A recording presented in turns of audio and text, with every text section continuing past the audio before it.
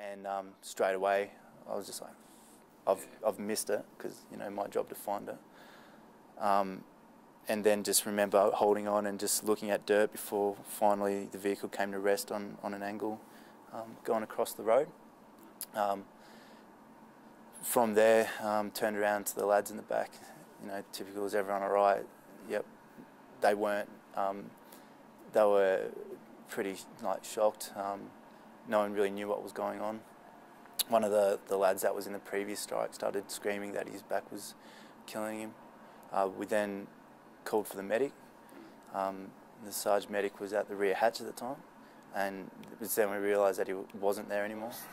Just in this trip alone, we've blown up 10 vehicles, and we've only had one serious injury where he's been sent to Germany. I think he's still there at the moment. He was a rear shooter, so usually a rear shooter will go flying out the back of a car. And everyone's bailed out of the vehicles and hit the deck as the immediate action, and we had a second round land about 45 metres to our flank, and fortunately all the fragmentation and blast passed above our heads, tore through our car that we were laying under, busted out all the windows and put a few big holes in the car, but no one was injured, so it was a good day. He's well and truly surrendered, and then he thought, no, I'll give this a go. So he's going down, you could see him thinking that we couldn't see him, we're only like 3 metres from him, and he's going down and down and down. I'm going, tell him to stop, you know, stop, stop, stop. And sure enough, he picked it up and bang, killed him, and that was probably no further than 3 metres away. That was the closest I've ever shot someone before. Yeah. For most Australian soldiers deployed to Afghanistan, the journey begins here at Al Minhad Air Base on the outskirts of Dubai.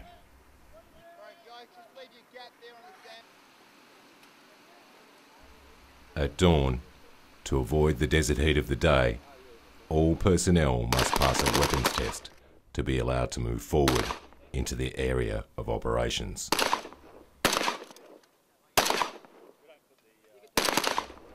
The fundamentals of how to treat battle casualties are drilled into everyone, and all those deploying must pass this simulated exercise in assessing and treating victims of bullet and blast wounds under fire. Tourniquets are applied to severed limbs to prevent mortal blood loss, and all wounds are categorised and dressed with simple battle dressings. Attack that I spoke about in TICO.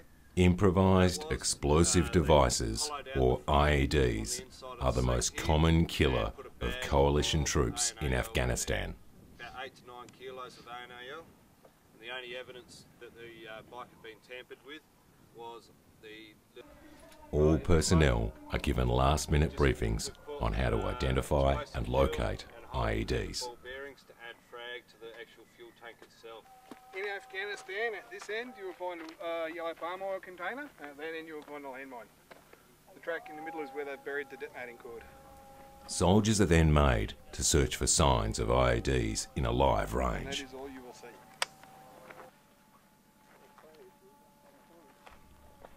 They are looking for anything from a cooking oil container, a loose wire, or a factory-produced mine. That is a live device that came from Afghanistan. In Afghanistan, the ability to see these telltale signs will be essential to prevent death or severe injury to themselves and their comrades. Continue on.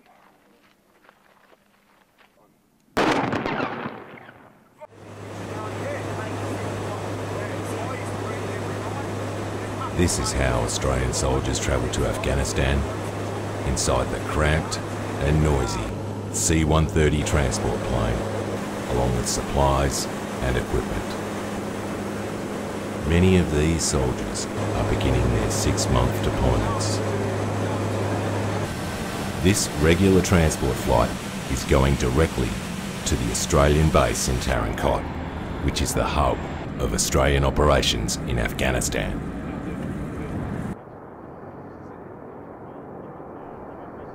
This base has grown substantially since the Australian Special Forces first deployed here in 2004, followed by the engineers and the infantry the following year. Along with the Australians, the base is now home to troops from the US, Slovakia and Singapore, as well as the Afghans they're training. Back in 2004, conditions and security at what was then a remote outpost were basic. So you can see that wall, you know, literally 30 metres over to our right there. That was the perimeter. Okay. Yeah. So you know, this little Camp Russell, as it is, definitely isn't as big as you can see it now. There was no perimeter that you can see external. Out beyond the wall, there was. That's where it was. That was it. It was on. So you know, every night there'd be, you know, pickets manned.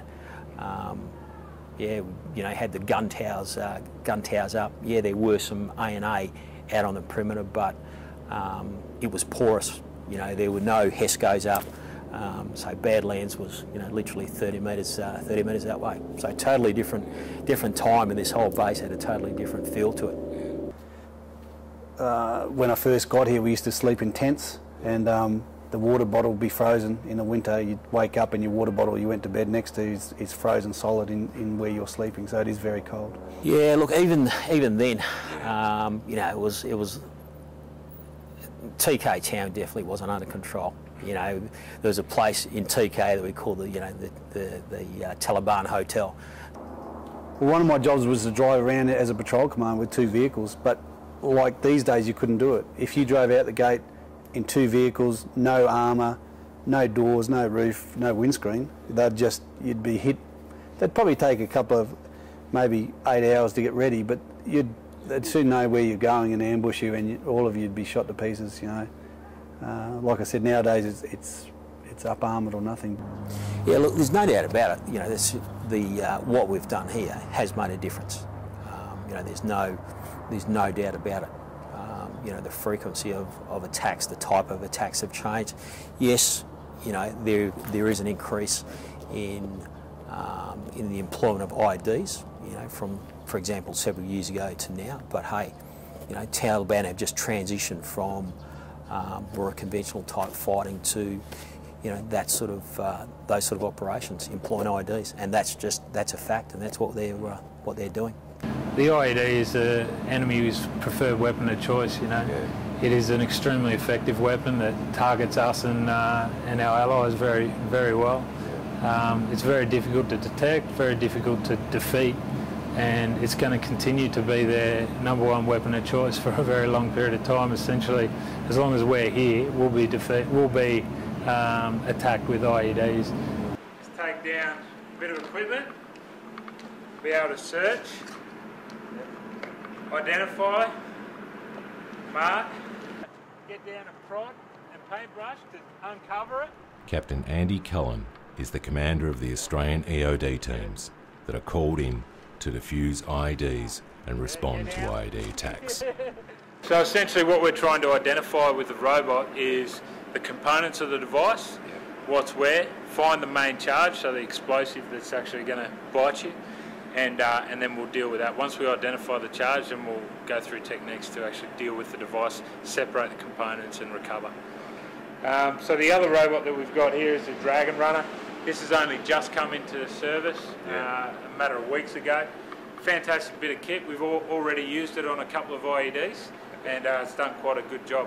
Much smaller than the Talon, much less digging capability, lifting capability, everything else. However, provides you with a remote option when dismounted. So potentially we look at strapping this on the back of one of our soldiers in the teams, and they carry it, or they split it up between 2 people. One carries the base, one carries the top. Again, reducing the number of times that we have to have a soldier over the top of the device without understanding the device before we get there. What we do is we try to do everything remotely, and we've got a number of different tools, as you saw the other day, to allow us to achieve that. And essentially that's just force protection for me and my guys, so you don't end up over the top of the device while it's still connected, or essentially while it's still really dangerous. And we had a number of big attacks in town, in Tarancot, earlier this year, where we saw real large amount of civilians that were killed and injured as a result of a number of vehicle-borne IEDs, so they're large car bombs effectively. One was parked just outside a primary school and a women's hospital, so you know there's a lot of people and that are affected by these devices other than just essentially us that are being targeted by the Taliban. I don't think they pay particular care or are really too concerned about the civilian toll that it takes. Just in July they had suicide bombers in town and they didn't kill one coalition guy, not one. They killed 12 school kids and several other, they're going for the governor of Tarankow. Yeah, look, it was in 08. This is when we'd seen a significant increase in the use of IEDs. This is when we'd seen the inception of the Bushmasters, and we'd pretty much started to decrease the amount of work we conducted in LRPVs. At that stage we had quite a significant amount of LRPVs that had been hit by IEDs. A lot of our guys have been injured quite seriously. So yeah, we transitioned to the BMs. It was a short stretch of road, and there was a heavy Australian presence on the ground, and basically we just didn't think that the Taliban were capable of doing what they did, and they basically cheekily snuck up to us. Either the device was already there, ready to go, or they planted it very quietly. And on the way back, a command-initiated IED struck our vehicle. It hit just in front of the rear axle of the vehicle, so basically just there. I've jumped on the ground, I've gone straight for Quirky, cleared two and around him, and yeah, once I got to him, it was pretty messed up. His hand was snapped in half and he was bleeding pretty bad out of his left leg. I've searched and cleared around him and then called forward anyone else that could give us a hand. Everyone in the car was pretty messed up. There was only one bloke who was bleeding out of his nose. He jumped out to give me a hand, and we started working on him. And we've thrown a tourniquet on and he started working on his hand, and we fixed him up, and it was pretty shit. It felt like it dragged on forever, and looking back on it, it all happened pretty quickly. Like, it was all fixed up and ready to go within the hour. But it just, while I was there, it was like the whole time was kind of in slow motion, and I was doing everything that I needed to do, but the whole time I was just thinking, I just cannot see this ending. So Quirky actually flew out the rear hatch, went over the top, broke the butt off a Mag 58, it's a wooden butt, snapped that off. That's what we think snapped his femur. And yeah, landed on his head, knocked his CVC off. The inside of the car was just a mess, like the aircon ducts and everything got smashed off. So the injuries that were sustained, I believe were, not as bad as they would have been if we were in any other type of vehicle. So the Bushmaster definitely saved our lives. Every day, convoys like this one of Australian Bushmasters and ASLAVs head out to supply patrol bases and secure roads throughout Uruzgan. We're still having IED strikes. Only a few days ago we had a couple more, but all it does is essentially just delay us for a little bit, and other than that, it doesn't affect our mission. We're still mentoring, we're still conducting resupply. I started off as an Army Reservist, as infantry. First time I saw a Bushmaster, I wanted to deploy to Afghanistan in the Bushmaster. I transferred and I've been given that opportunity. And so to start off with, it's what everyone wants, all the soldiers want, so it's like, wow, I'm finally here. First time out, sort of like outside the wire, sort of a bit edgy, like, because you don't really know what it's going to be like or anything. But we were actually sitting next to the car on the hill, just brewing up like a good cavalry soldier does, having a coffee, and one of the boys from one of the ASLAF gun cars who's on picket just yelled out that we've had a vehicle strike. I think it's one of our vehicles. We all sort of jumped up, had a look down there, you could see the cloud of smoke, and yeah,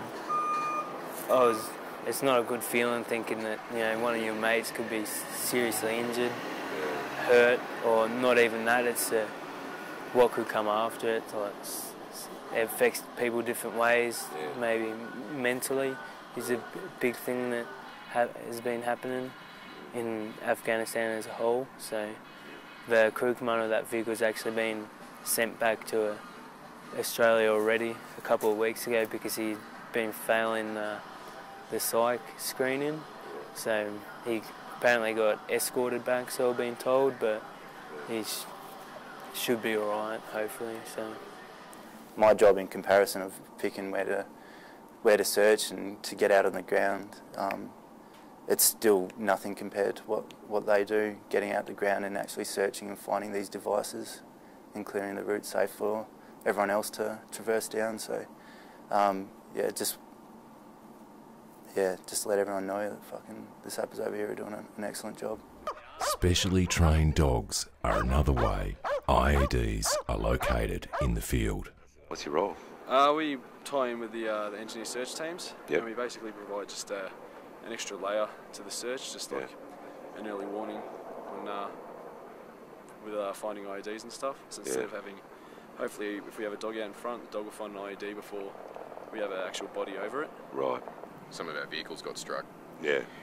And the Brit commander at the time, Byron, decided we had to meet up with the main body of the guys we went out with. Yeah.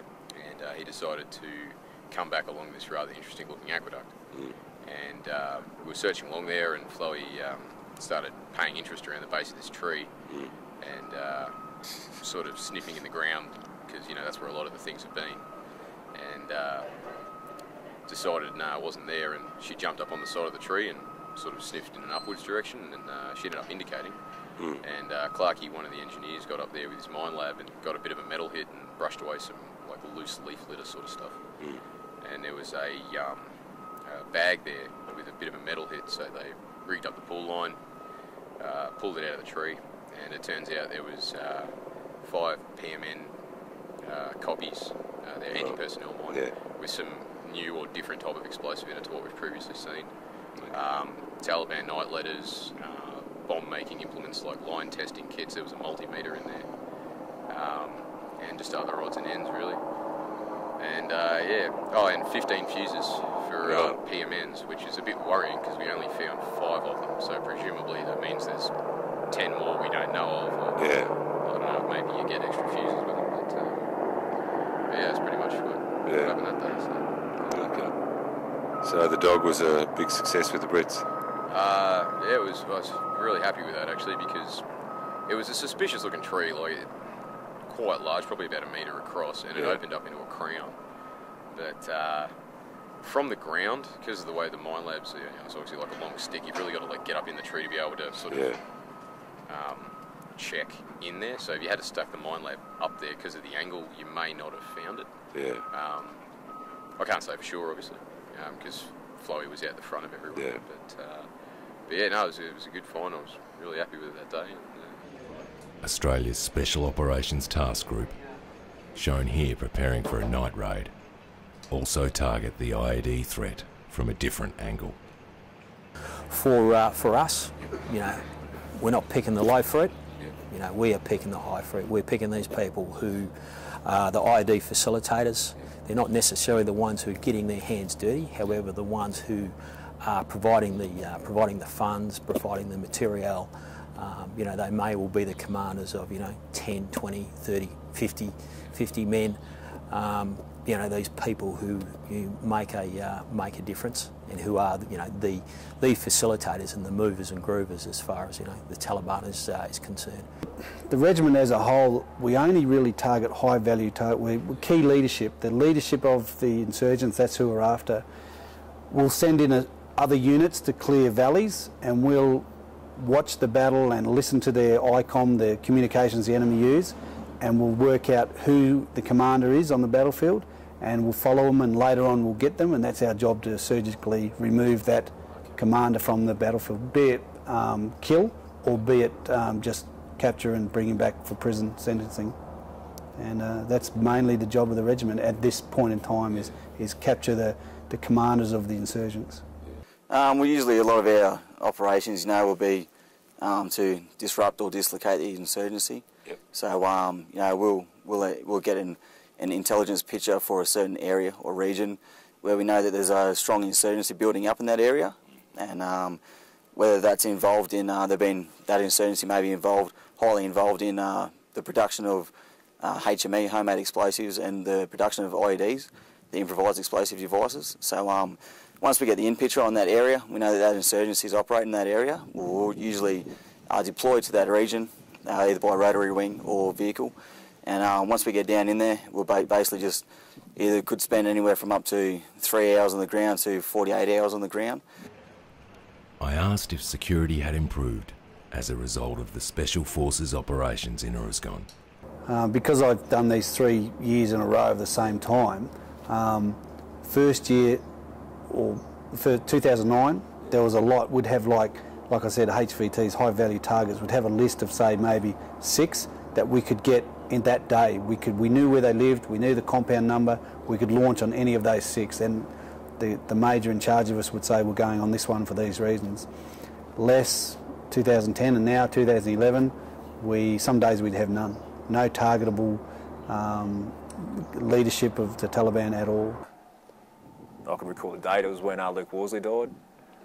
He was killed on a DA, like a direct action night task. Obviously that was difficult because one of the boys was killed. Yeah. We had to carry him out on a stretcher for about 7 k's, undulating terrain.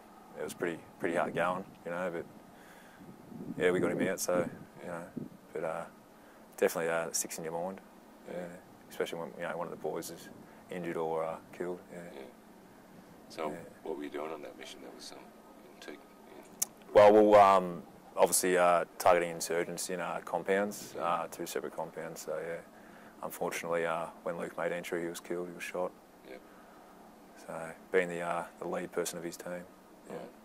Probably the ones I suppose that you're always going to remember is if you've either lost one of our guys. So I've been on a few operations where unfortunately we've had either wounded or KIA, friendly KIA. So obviously those ones you're always going to remember.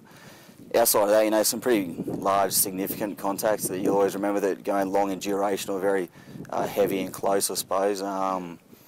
Yeah, but I mean, going back to 2008, I was involved in one of the contacts where Jason Marks was killed and 4 others were wounded as well, significantly. On another operation in 2009, Sergeant Brett Till unfortunately was killed, and also Private Damien Tomlinson lost both of his legs in an IED accident. We have to take out now 50%, so 50% of our force has to be Afghani.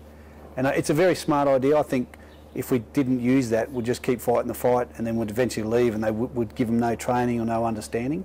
Well, we take 50%, and I ask them, I say, what do you think? Are these guys Taliban? Are they hiding?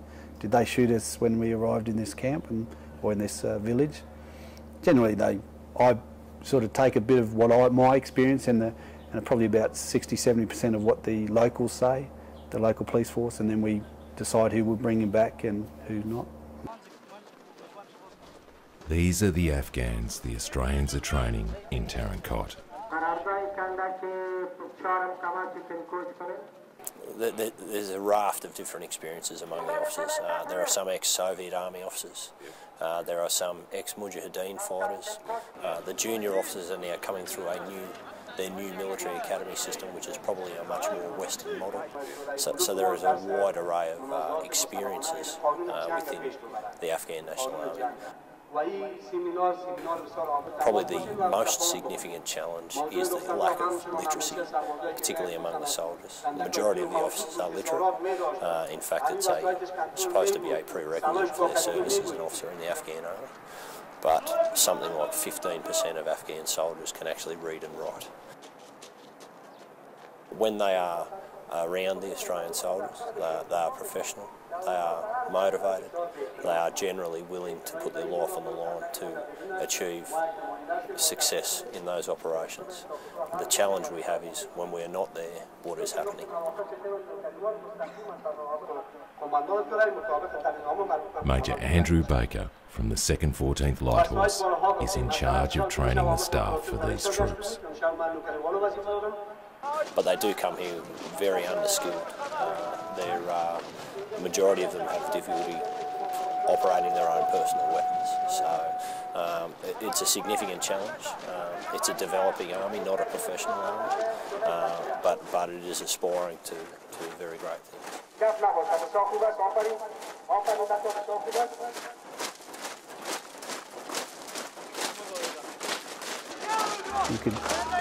You'd go crazy if you thought that you want them to do it your way. It's their country. You try and do it as best as your ability, but it's their way.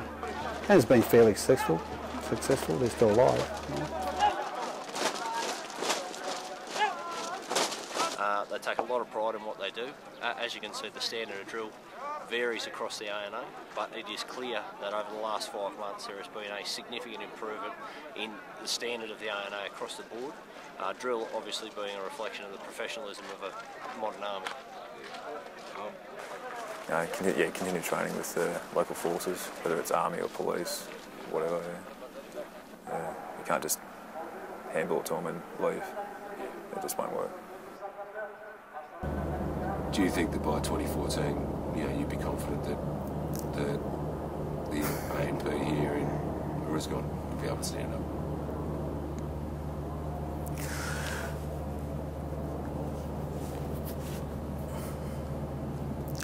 Look, they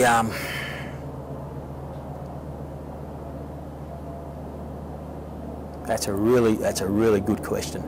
The gains that the police force as such and the Afghan National Army, the gains they make are not the sort of gains that you and I would expect and which would think would be reasonable. Because it's a different culture. And they're a different people. So, monumental gains? No. Will they be able to stand up, come 2014? I reckon they will be, quite a healthy organisation. Will they be healthy enough? That's a good question.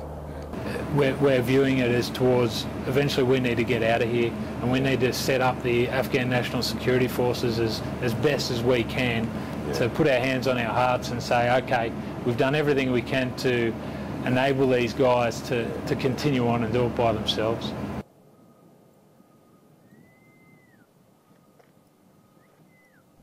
Afghans are slowly taking over some of the roles in Tarankot. The outer perimeter is lightly manned by Afghan security, as are some of the outer entry points to the sprawling base. These thin-skinned Afghan National Army trucks indicate the level of resources the Afghans will have to utilise when foreign drawdown begins.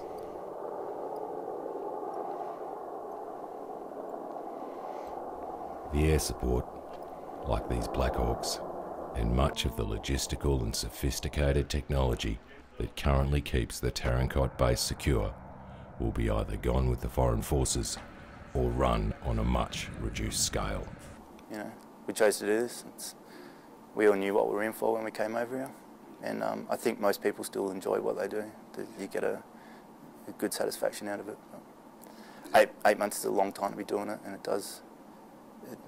I've noticed in the boys now that they're starting to get burnt out and they just want to go home now. Okay, so we're looking as we search and we can see that there's footprints all around the ground and all dug up ground. So that's a pretty good indicator of something's true. The challenge for the Australians has always been to train the Afghans to a point where they can maintain their own security and that of the surrounding population. through it. Just hope the cold snap or the winter comes and all the bad guys go away. See how it goes. You know, obviously forces are drawing down. We're running out of time now. We're only going to be here for another couple of years. I should be back here hopefully within the next 12 months again. So yeah, and I look forward to it.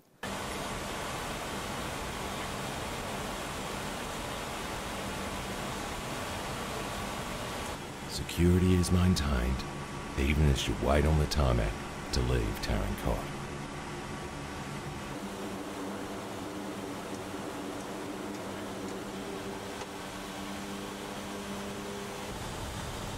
At the end of their tours in Afghanistan, this C-130 flight is the first stage of a long journey home for the Australians.